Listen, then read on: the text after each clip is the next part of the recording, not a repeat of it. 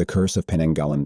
The Curse of the Penanggalan Deep in the rainforests of Peninsular Malaysia, where mist clung to the trees like forgotten whispers, there lived a woman named Suri. She had once been a healer, known for her knowledge of herbs and ancient magic.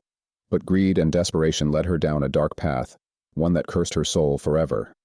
Suri had practiced forbidden rituals in secret, seeking eternal youth and power. But the spirits she invoked did not grant her beauty. They cursed her instead. Every night, as darkness settled over the land, her head would rip itself free from her body, her entrails dangling like ghostly tendrils.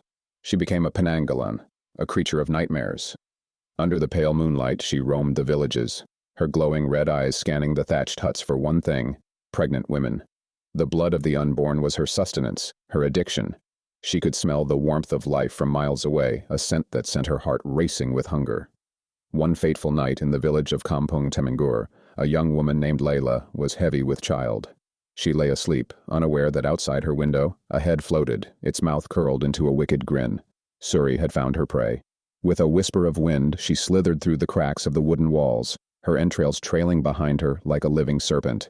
The scent of fresh blood overwhelmed her senses as she hovered over Layla, preparing to feed. But Layla was no ordinary woman.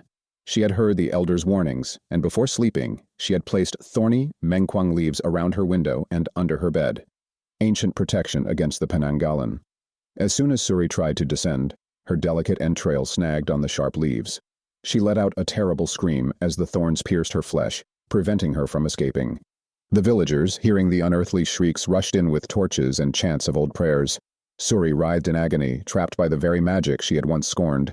With dawn approaching, she knew her fate was sealed. If she did not return to her body before sunrise, she would be doomed forever. But the villagers did not give her the chance.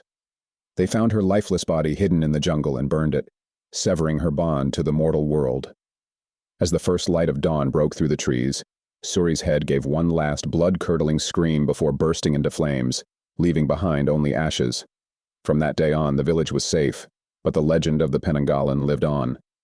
Even now, when the wind howls through the trees at night, the elders warn, pregnant women must guard themselves well, for the curse of the flying head still lingers in the shadows.